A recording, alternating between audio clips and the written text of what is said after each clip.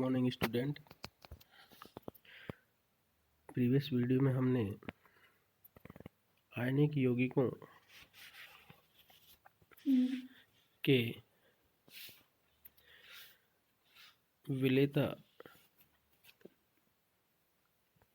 के बारे में पढ़ा है। आज हम सोल्युबिलिटी ऑफ आयनिक कंपाउंड की एनर्जी ऑफ डिसोल्यूशन के बारे में पढ़ेंगे। स्टूडेंट, प्रीवियस वीडियो में हमने बताया था कि विलेय, विलायक, विलयन क्या होता है। द्रव में किसी ठोस के घुलने पर उसके कण क्रिस्टल जालक को छोड़कर द्रव के अणुओं के बीच वितरित हो जाते हैं। आयनिक पदार्थ ठोस होते हैं जिनमें प्रत्येक आयन बहुत से विपरीत आवेशित आयनों से प्रबल बंधों द्वारा आकर्षित रहता है।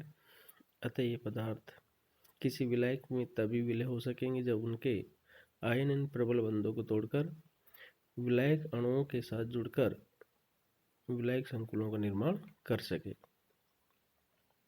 अर्थात जब आयनिक सॉलिड के धनायन और ऋणायन जो सॉलिड स्टेट में होते हैं, जिस भी विलायक में विलय किया जाता है, ये इन आयनिक बॉन्ड्स को तोड़ करके और विलायक अणुओं के साथ जुड़ते हैं।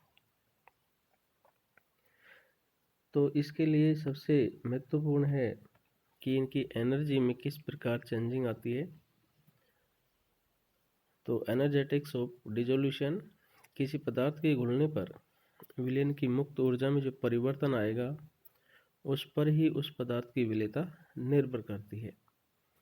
मुक्त ऊर्जा में परिवर्तन यदि ऋणात्मक है, अर्थात जो डेल जी ऋणात्मक है, तो ठोस विलय हो जाएगा, लेकिन डेल जी का मान धनात्मक होने पर पदार्थ विलय नहीं होगा। किसी निश्चित ताप पर मुक्त ऊर्जा परिवर्तन का मान तंत्र की एंथैल्पी डेल एच तथा एंट्रोपी डेल एस परिवर्तनों पर निर्भर करता है।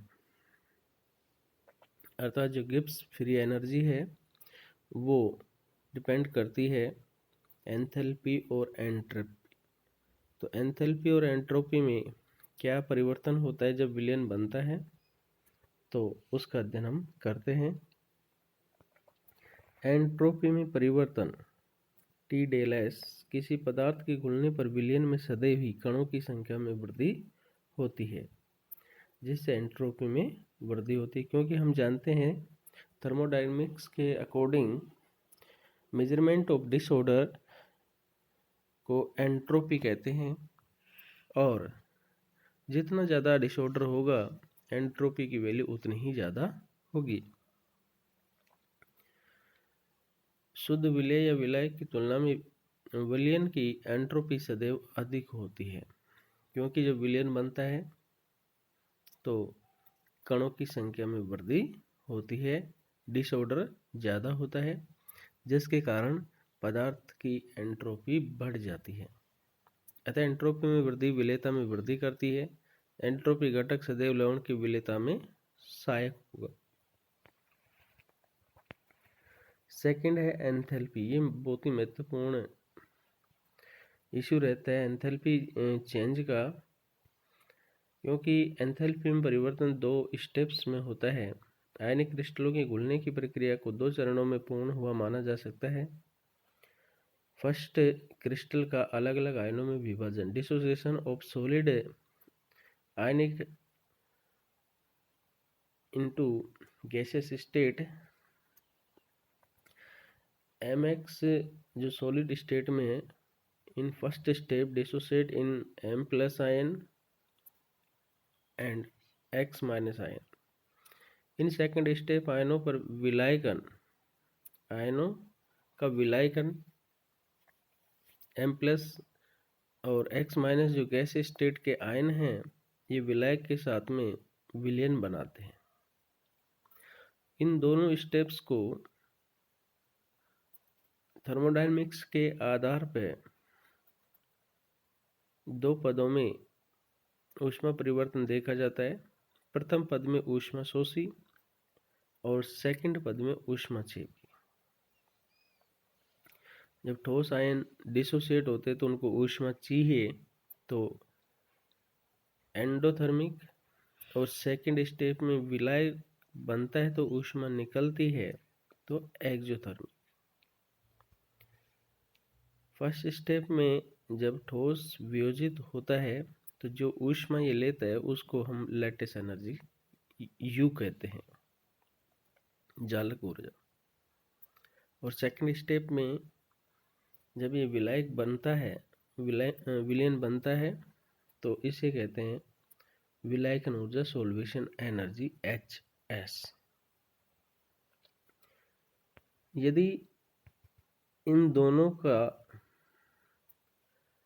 गणितीय स्वरूप देखा जाए तो एंथैल्पी में कुल परिवर्तन del H equal to L equal to U plus minus HS, या del H equal to L equal to U minus HS। जालक ऊर्जा धनात्मक और विलायकन ऊर्जा ऋणात्मक। कुल एंथैल्पी में परिवर्तन को डेल H या L से व्यक्त करते हैं।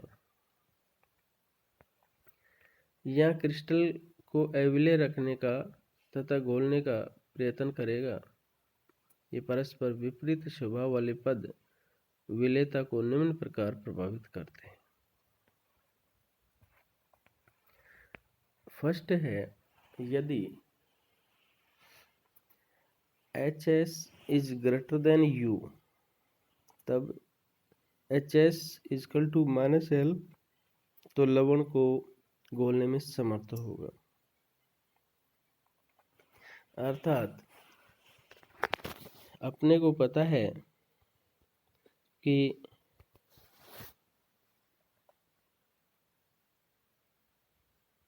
डेल H की जो वैल्यू है यदि ऋणात्मक आती है, नेगेटिव आती है, तो विलायक आसानी से बनेगा। और यदि डेल H की जो वैल्यू है वो धनात्मक आती है, तो ये डिपेंड करता है कि एंट्रोपी में परिवर्तन कितना है। यदि del H is greater than T del S, del H की वैल्यू पॉजिटिव हो और greater than T del S हो, तो डेल G की ओवरऑल वैल्यू पॉजिटिव होगी और विलेयता नहीं होगी। इसी प्रकार यदि डेल H की वैल्यू नेगेटिव होगी तो प्रत्येक कंडीशन में डेल G की वैल्यू नेगेटिव होगी, क्योंकि T del S already negative होता है, तो डेल G की वैल्यू भी नेगेटिव होगी, तो पदार्थ विलेय होगा। पदार्थ विलेय होगा। तो इस प्रकार से विलेयता पर एंथैल्पी परिवर्तन का प्रभाव पड़ता है।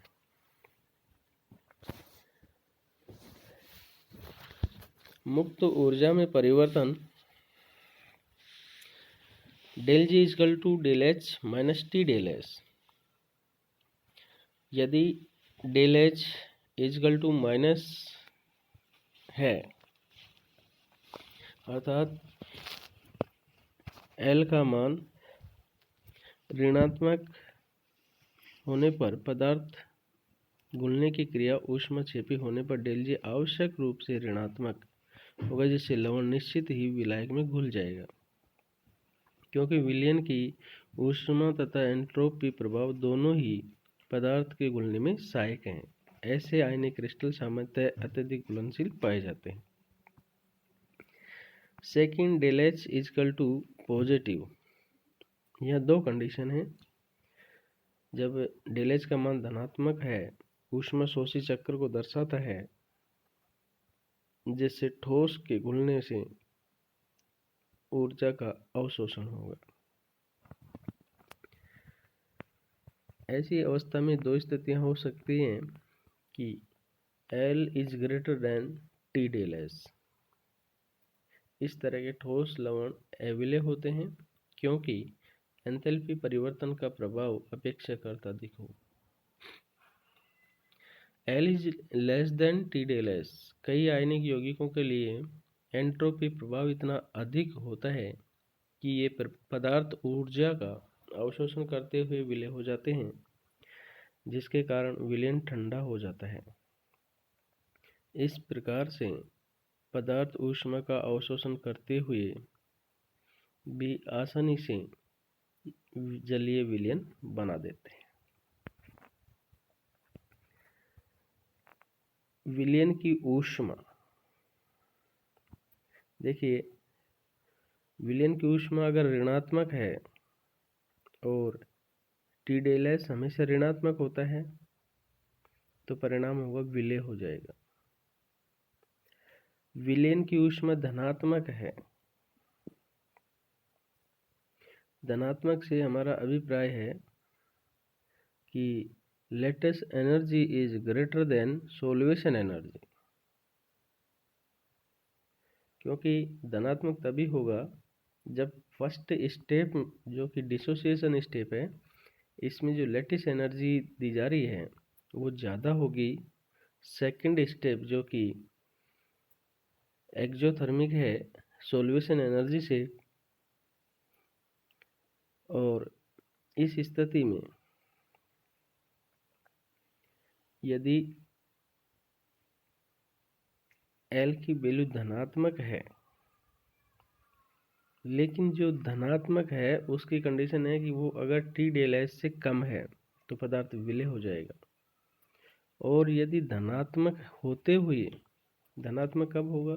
जब U is greater then HS, तो T डेल S ये वैल्यू अधिक हो तो ये पदार्थ अविलय हो जाएगा। तो इस आधार पे हम पदार्थों की विलयता के बारे में निष्कर्ष निकालते हैं कि गिब्स फ्री एनर्जी की वैल्यू अगर ओवरऑल नेगेटिव है तो पदार्थ विलय होगा, और ओवरऑल पॉजिटिव है तो विलय नहीं होगा।